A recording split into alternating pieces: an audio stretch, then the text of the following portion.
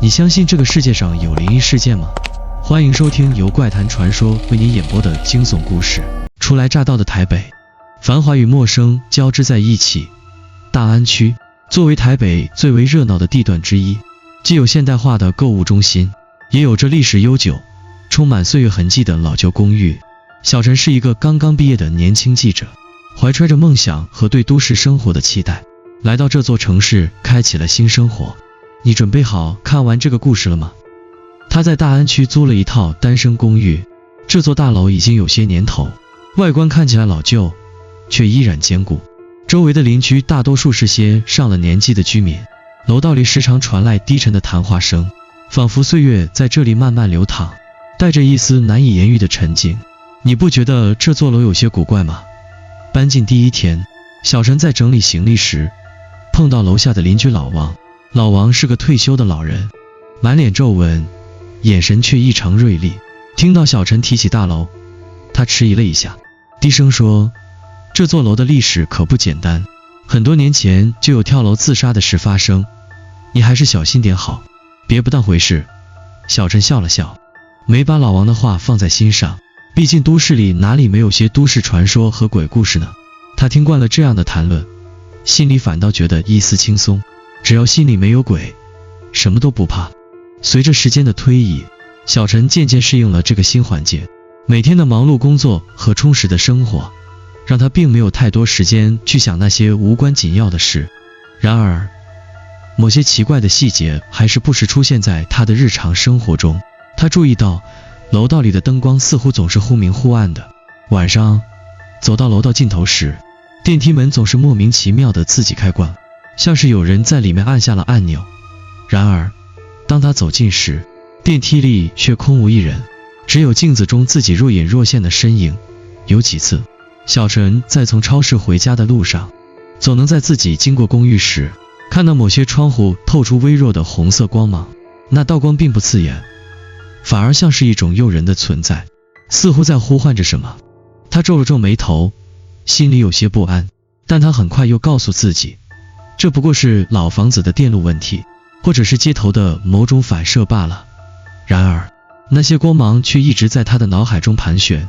每次路过那栋楼，他都不自觉地抬头望向那些窗户，心中总有一种无法解释的不安。光线微弱，却能穿透他的眼睛，像是在追踪他的目光，令人感觉到一股压迫感。有一个星期五的晚上，小陈加班到很晚，拖着疲惫的身躯走出公司，准备回家。夜幕已经降临，台北的街道闪烁着霓虹灯的光芒，而他的步伐却显得沉重且拖沓。走到家楼下时，他突然停住了脚步。大楼顶层的窗户，那道红色的光再次出现在他眼前。它并不像一般的灯光那么温暖，而是一种令人不寒而栗的血色，给人一种压迫感。小陈站在楼下，愣愣地盯着那道光，仿佛有什么东西在那里面，他一时无法移开视线。突然，窗帘微微摆动了一下，小陈的心跳猛地一跳，直觉告诉他，里面并不空无一物。那一瞬间，他感觉自己的心脏剧烈的跳动，似乎有什么东西正通过那扇窗户盯着他，像是邀请，又像是威胁。你看到了吗？小陈不由自主地低声问自己。他将目光从窗户上移开，努力让自己冷静下来。但当他再次看向那扇窗时，光芒已然消失，仿佛什么都没发生过。他轻轻松了一口气，告诉自己这不过是自己太累了，脑袋有些发昏。然而，心里那种无法释怀的感觉仍旧紧紧缠绕着他，像是一根无形的绳索，慢慢地将他拉入未知的深渊。第二天，周围的邻居似乎都很忙，没人再提起那道红光。小陈决定暂时把这个事情放到一边，继续按部就班的生活，但心中的不安却始终没有消失。他偶然间从楼下的老王那里听说，这座楼曾经发生过一桩悲惨的自杀事件，那是10多年前的事了。一个名叫林杰的年轻女子住在这座大楼的顶层。有一天，她从楼顶跳了下去。有人说她因感情问题绝望自杀，也有人说她得了抑郁症。无论如何，这件事给大楼的居民留下了深刻的阴影。那女子的名字叫林杰，听说她死前有些不对劲的行为，常常在楼道里晃来晃去。老王的声音低沉，仿佛不敢回忆更多。小陈有些愣住了，林杰这个名字在他脑海中不断回荡，他不明白为什么自己会对这个故事产生如此强烈的共鸣，心里有一种隐隐的预感，仿佛他的故事与自己有着某种联系。你说过，他的事还没有彻底过去，是不是？小陈忽然问道。老王看了他一眼，叹了口气，是的，有些事过去了，但并没有完全消失。有些人说，在这座楼里，有些人的灵魂似乎还在等待什么。小陈的心脏猛地一沉，嘴巴干涩，他突然有种冲动，想要了解这座楼的更多过去，想要找到那些不为人知的真相。接下来的几天，小陈依旧过着忙碌的生活，按部就班的工作，回家吃饭休息，他尽量把对那座大楼的恐惧抛到脑后。然而事情却总是不能如此简单。有一个晚上，小陈加班到很晚，已经快到深夜，他拖着疲惫的身体走出公司，心里想着快点回到温暖的家，泡杯热茶放松一下。外面冷风袭人，台北的街道在夜幕下显得格外寂静。他的步伐匆匆，每走一步，心中不自觉地有些忐忑。回到公寓楼下时，小陈抬头看到那道熟悉的红光，依旧在大楼顶层的窗户处微弱闪烁。他停下了脚步，心脏猛地一沉。那道光不像是普通的灯光，更像是某种无形的吸引力，令人无法移开视线。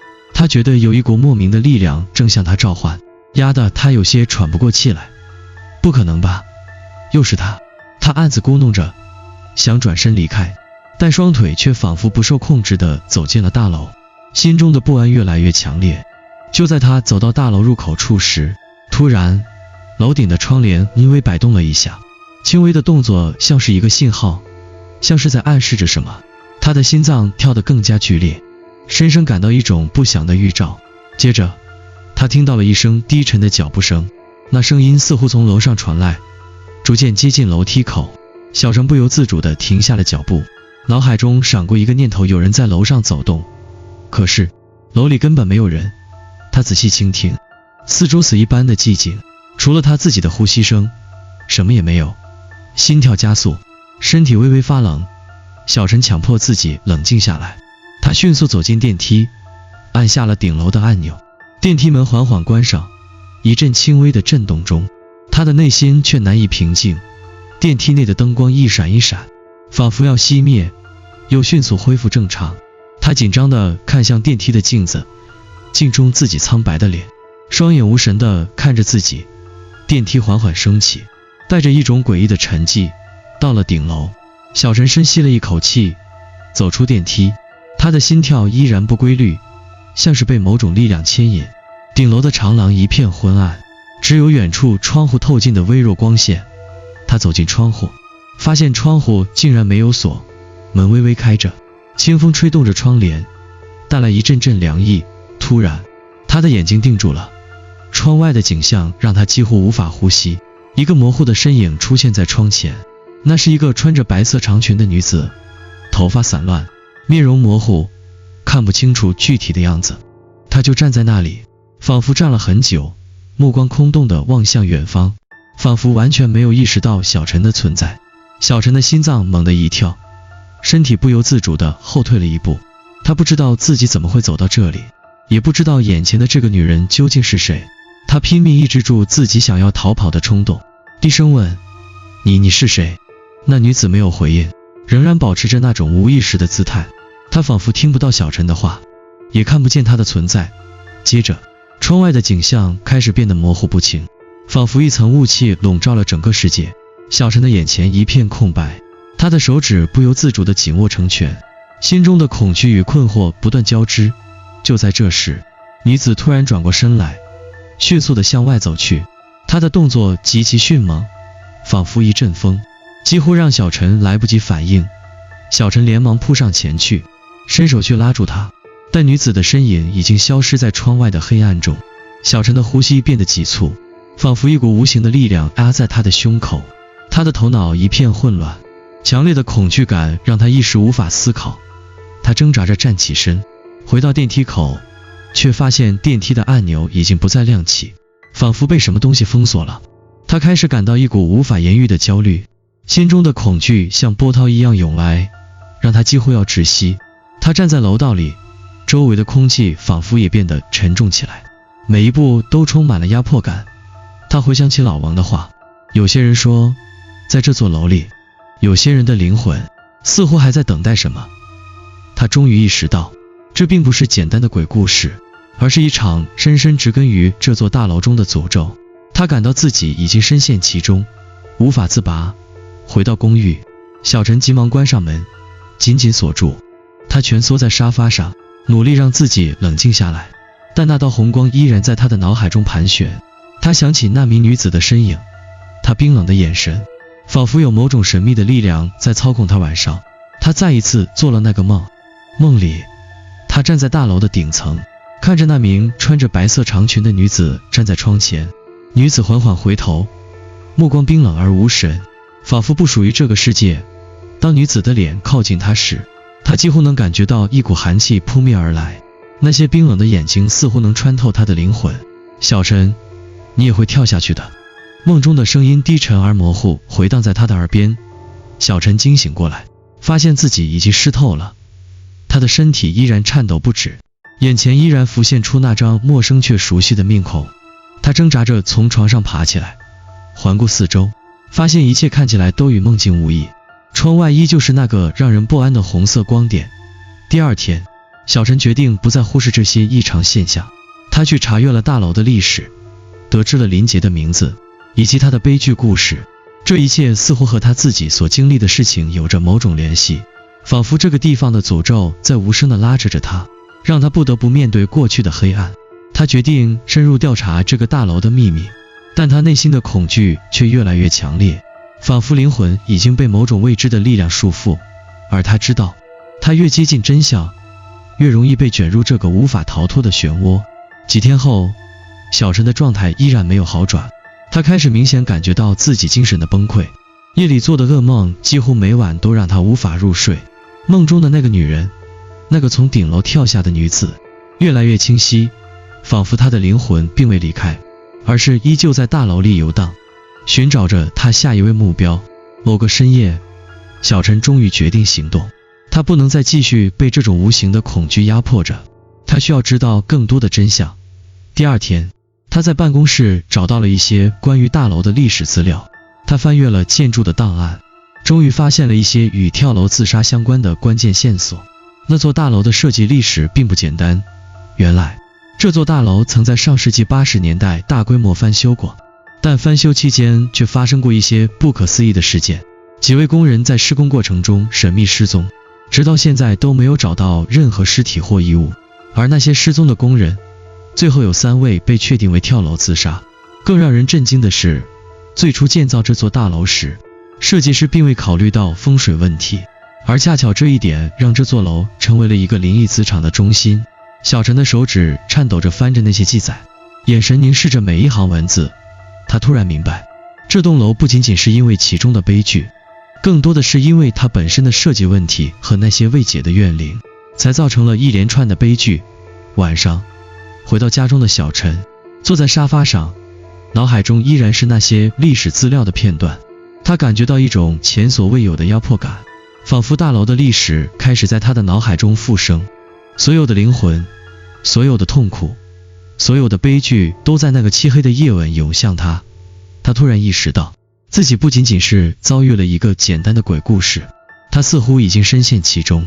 大楼的诅咒像一条看不见的链条，将他的命运与那些曾经死去的灵魂紧紧相连。晚上，小陈再次入睡时，梦境如潮水般涌来。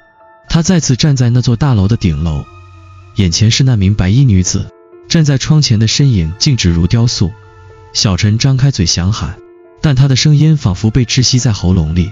窗外的景象突然变得模糊，黑暗中，女子的影像越来越近，脸上的神情逐渐清晰。那是一张空洞的面孔，眼睛深陷，眉毛紧皱，仿佛受到了极大的折磨。你也会跳下去的。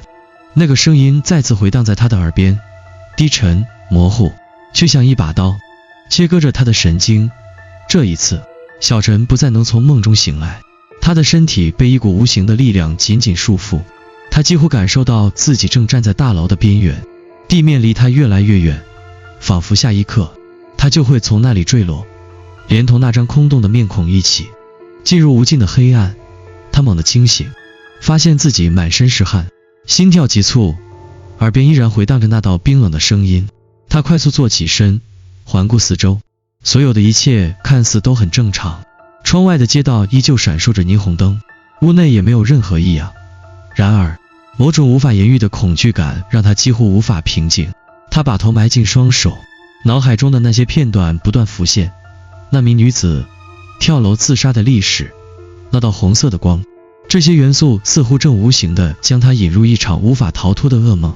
他再次回忆起他曾听说过的故事，有些人认为这座大楼不仅是跳楼自杀的温床，更是一个连接人间与冥界的通道，而这些自杀的灵魂似乎并未完全消失，他们以某种方式仍然困在这座楼中，寻找新的目标。这些回忆如潮水般汹涌而至，让他的头越来越痛。他知道自己必须面对这些事情，不能再继续逃避，他不能再被恐惧压垮，必须找到真相，不管那真相有多么可怕。第二天，小陈决定再次去找老王，向他求证更多的细节。老王依旧住在楼下，尽管他每天早出晚归，但他似乎并不介意与小陈谈论那些旧事。他找到他时，老王正在院子里修剪花草。老王，关于这栋楼，还有什么我应该知道的？小陈语气沉重，心中充满了疑问。老王停下手中的动作，抬起头看向他，他的目光有些复杂，仿佛陷入了某种记忆的漩涡。他叹了口气，缓缓开口，你是不是已经开始注意到些不同寻常的事情了？他顿了顿，似乎在整理自己的思绪。说实话，这座楼的确有些不对劲。几十年前，建这座楼的设计师死于非命，是因为他在楼里做过一些不当的风水布局，弄巧成拙。后来这些死去的灵魂开始围绕着楼盘作祟。老王的语气变得更加低沉。传说这座楼有个禁忌，某个人若在这里待得久了，便会被那些灵魂召唤过去，走上与他们相同的结局。他用一种几乎耳语的声音继续说道，不过也有些人冥冥之中注定会成为那些灵魂的新载体，你可能就是其中之一。小陈心中一阵震动，他并不完全相信这些话，但他又无法抑制内心的恐惧。他感觉到自己正在被某种无形的力量牵引，陷入一个无法逃脱的循环。回到公寓的那天晚上，小陈再次做了那个梦。不同的是，这次他站在了楼顶，而不再是观望。他的脚步轻盈而毫不犹豫，仿佛某种力量正在控制他的行动。风吹过，他的长发飞舞，眼前的女子，那名从窗户跳下的灵魂，再次出现在他面前，凝视着他，嘴唇微微颤动，发出低沉的声音，跳下去吧。小陈的心脏剧烈跳动，他想要挣脱，想要逃跑，但身体却被一种强烈的力量控制住，无法动弹。他的眼前渐渐变得模糊，那种力量让他无法再做任何抗拒。就在他即将迈出步伐的那一刻，他忽然猛地清醒过来，惊恐地坐起身来，他的眼中充满了泪水，额头渗出细密的冷汗。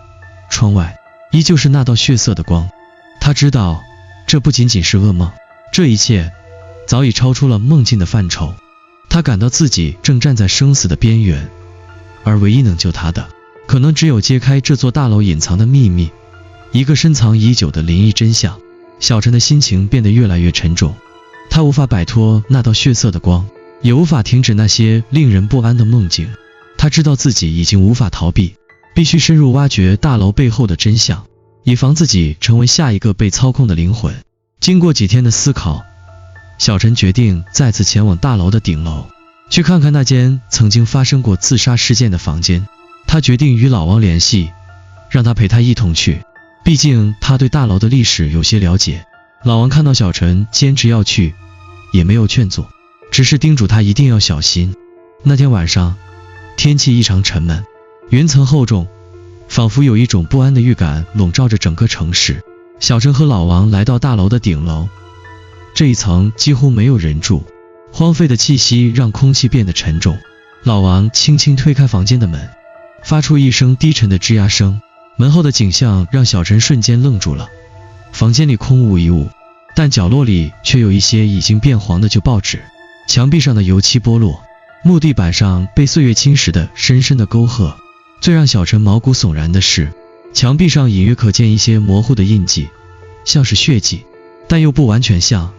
他走近仔细看，才发现这些痕迹像是某种符号，或许是无意间留下的，或许是某种祭祀的标记。这里就是当年发生自杀的地方。老王语气有些沉重，这些符号是有人刻的，是为了镇压这里的怨灵。小陈心跳加速，他不禁想起老王之前说的那句话，这座楼有个禁忌，如果有人在这里待得久了，便会被那些灵魂召唤过去，走上与他们相同的结局。他突然意识到，这座楼可能并不仅仅是因为其历史悲剧才变得不安，更可能是某种恶灵在背后操控着一切。正在小陈陷入沉思时，突然一阵冷风吹来，房间的窗帘剧烈的摇晃，仿佛有某种力量正在迫使他们动弹。老王看着窗外，眉头紧皱，低声说道，这不是普通的风。小陈感觉到一股冰冷的气息从窗外袭来，整个房间的温度骤然下降，他的脖子上毛发根根竖起，心跳加速，四周的空气似乎被某种无形的力量压得越来越沉重。忽然，眼前的空气开始扭曲，空间好像在变形，一切变得虚幻不清。他听到耳边传来一声低沉的女声，仿佛从四面八方传来，直击他的心脏。那声音既熟悉又陌生，带着一种让人窒息的气息，像是某种冤屈未曾得到安宁的灵魂正在靠近。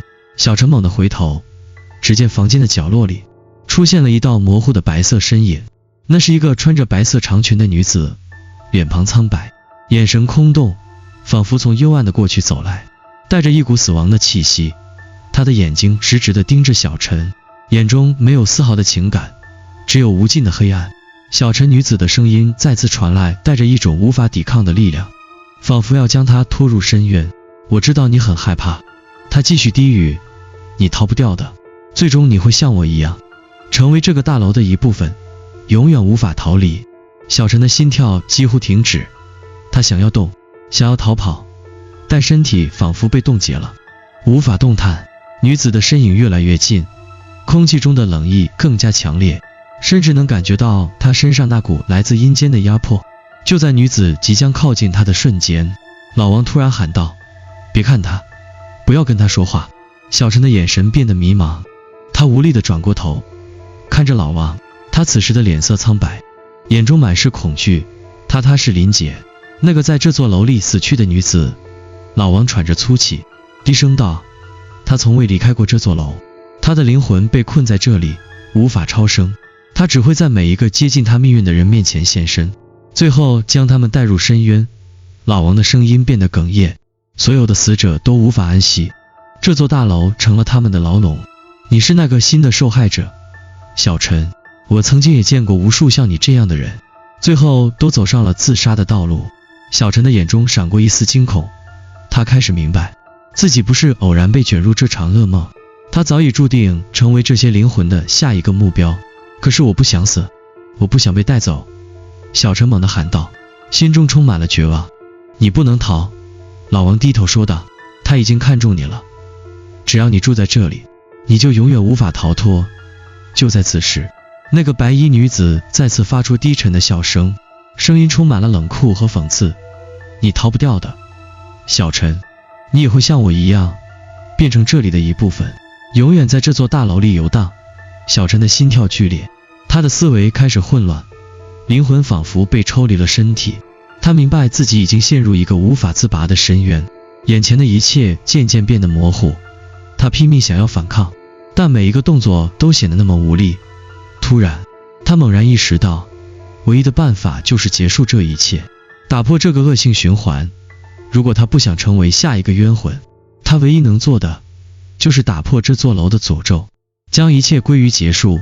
他猛然冲向窗户，窗外的景象如同一片黑暗的海洋，仿佛吞噬一切的深渊。他站在窗前，内心充满了绝望和决绝。我要跳下去，他喃喃自语。声音颤抖。在这一瞬间，小陈意识到自己并非如同那些先前的灵魂一样只会任命运摆布，而是站在了抉择的十字路口。他的心中一阵寒意，眼前的恐怖显得如此逼近，也许跳下去才能打破这一切，解救自己脱离这个无法逃脱的诅咒。他准备迈出那一步，然而背后突然传来一个急促的声音：小陈，别跳。老王的声音穿透了空气，急促而带着恳求，你可以活下去，不要让自己成为他的一部分。小陈站在窗前，脚下的地面仿佛在瞬间变得不稳，他的心跳急促，呼吸越来越急促，眼前的黑暗深渊吞噬着他的一切理智与意识。而那名白衣女子的低语再次充斥在他的耳边，仿佛是死亡的召唤。他闭上眼睛，深深吸了一口气，努力让自己冷静下来。那股压迫感从四面八方涌来，每一寸空气都充满了死亡的气息，仿佛随时都会将他吞噬。他的思绪在混乱中翻腾，记忆如同潮水一般涌现。他记得老王说过，这座大楼的恶灵并非凭空而来，而是因为一种深藏已久的诅咒。所有跳楼自杀的灵魂都被困在这里，无法超生，你不可能逃脱。那声音再度传来，带着一种冰冷的力量。小陈的眼前再次浮现出那名白衣女子苍白的面孔，深深的黑洞般的眼睛，冷漠地注视着他。女子的嘴唇微动，似乎在低语，你就像我一样，会跳下去，接受死亡的洗礼。不。小陈猛然睁开眼睛，双手紧握窗台，指尖已经因用力过度而泛白。他的内心充满了恐惧和矛盾，但也有一股强烈的决心，不能让自己成为这座楼的另一具冤魂。他的眼神变得坚定，回想起自己曾经的生活，曾经的目标，那个有着明亮未来的自己。他拼命告诉自己，自己不能让这些无辜的灵魂继续操控他的命运。我要活下去，他低声自语，声音带着痛苦与坚决。老王的声音再次传入他的耳中，小陈，你必须明白，这座楼的灵魂并非寻常的亡魂，他们被一种诅咒控制，无法自拔。每一个死去的人都成了一个无形的力量，不断拉扯着住在这里的人，逼迫他们走上相同的结局。小陈转身看向老王，他的表情已经不再是平时的那种从容，眼中充满了深深的恐惧和无奈。老王低下头，显得有些疲惫，仿佛在为自己曾经的选择忏悔。你以为这些灵魂是无意间死去的吗？他咳嗽了一声，继续说道，他们都是因为这座大楼的设计而死去的。它的设计本身就带有极强的煞气，注定是一个吸引亡灵的地方。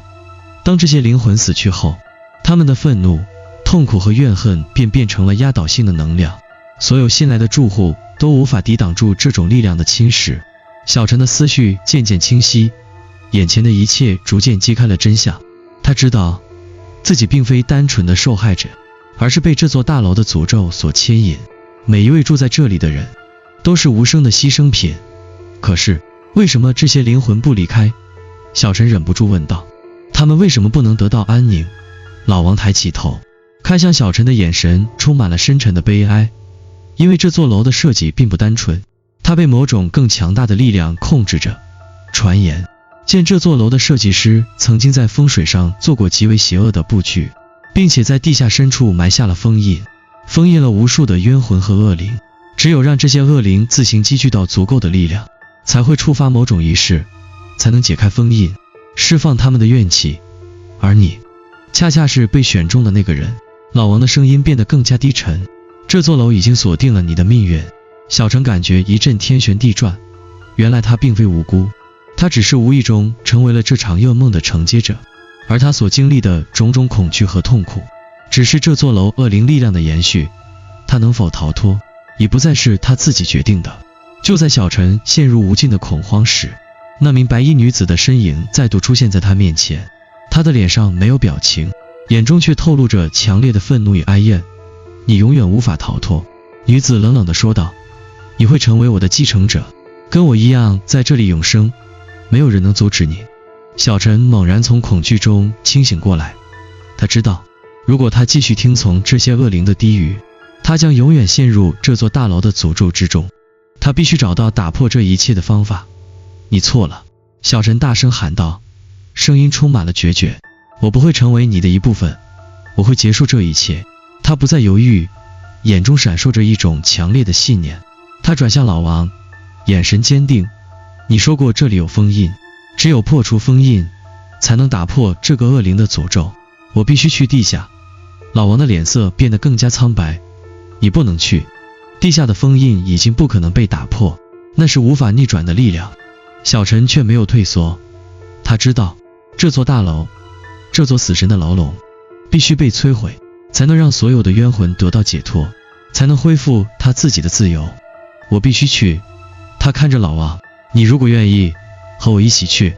老王沉默了片刻，最终低下头，好，我跟你一起去，但你要小心，地下的那些东西已经不再是人能控制的。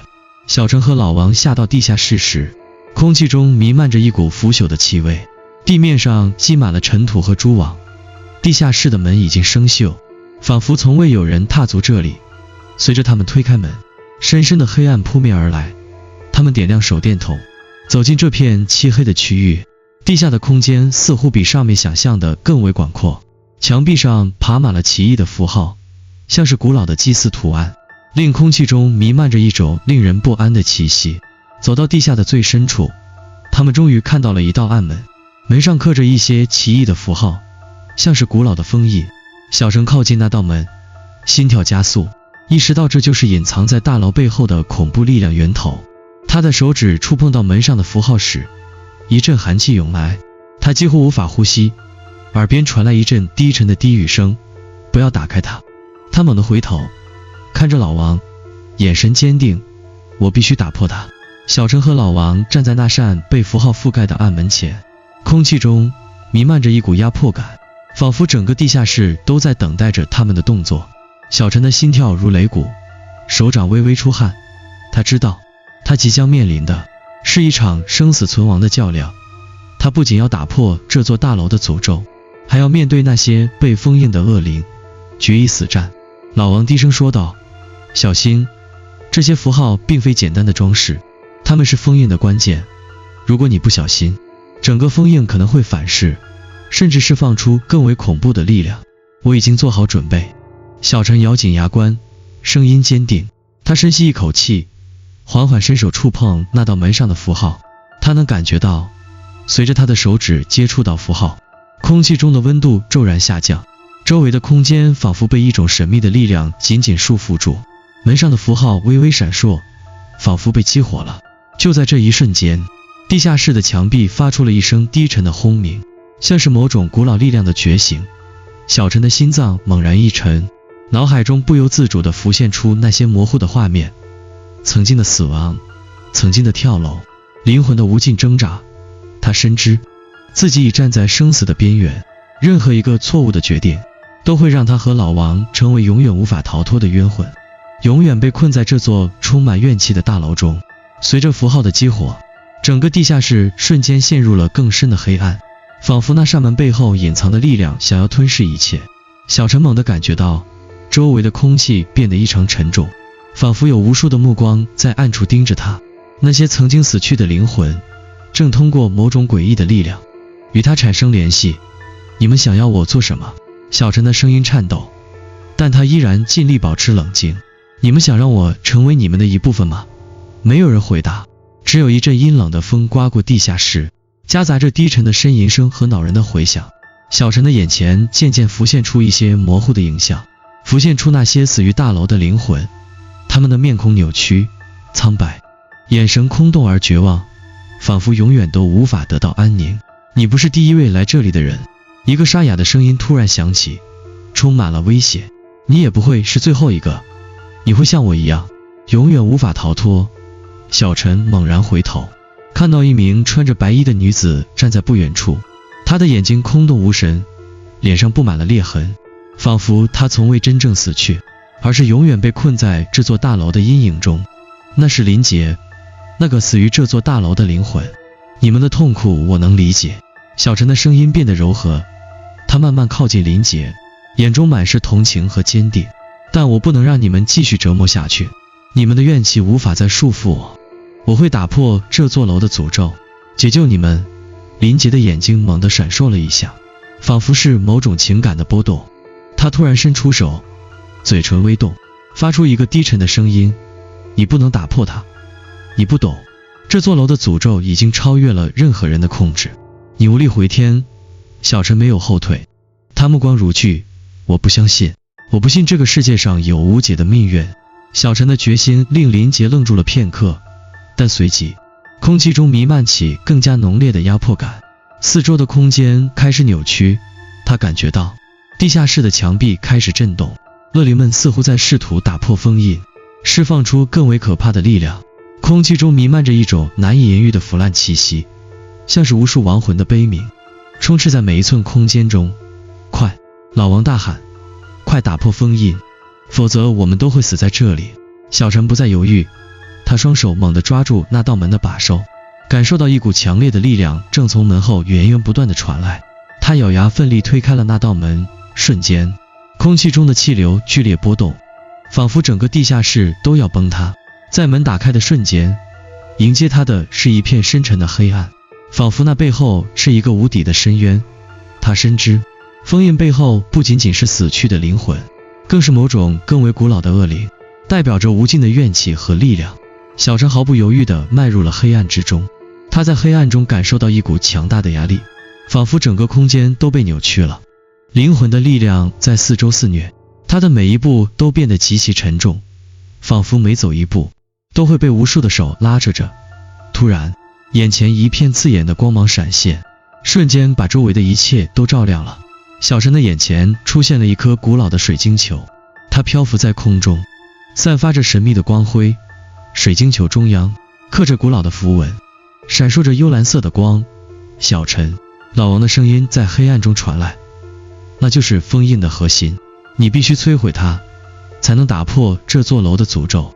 小陈的心跳加速，他明白，这颗水晶球不仅是封印的关键，更是解开一切恐怖和痛苦的钥匙。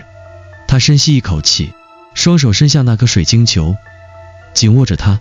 在那一瞬间，黑暗仿佛彻底崩塌了，水晶球内的符文猛地闪烁，释放出一股强大的能量波动，四周的空气震动得几乎要裂开。小陈感受到一股无形的力量压迫着他的身体，几乎要将他撕裂。他竭力保持着意识，拼尽全力摧毁水晶球。在最后的瞬间，一声巨响震动了整个地下室，强烈的光芒将一切黑暗吞噬，所有的恶灵尖叫着消散在空中，仿佛被某种无形的力量彻底净化。当一切恢复平静时，小陈躺在地下室的地面上，身心疲惫，几乎无法动弹。他的耳边充满了回荡的回声，但他知道一切都结束了。他慢慢坐起身，看到老王站在不远处，脸上没有了之前的恐惧，取而代之的是一种久违的轻松和释然。空气中的压迫感已不复存在，仿佛所有的怨气和恶灵都已消散。小陈老王走到他身边，声音低沉：你做到了，你打破了这座楼的诅咒，解救了这些灵魂，也解救了你自己。小陈闭上眼睛，深深吸了一口气，内心如释重负。他知道这座大楼的恐怖已经消失，冤魂得以安息，自己也终于摆脱了这场噩梦。我们走吧，他对老王轻声说道。这座楼终于不再是死神的囚笼，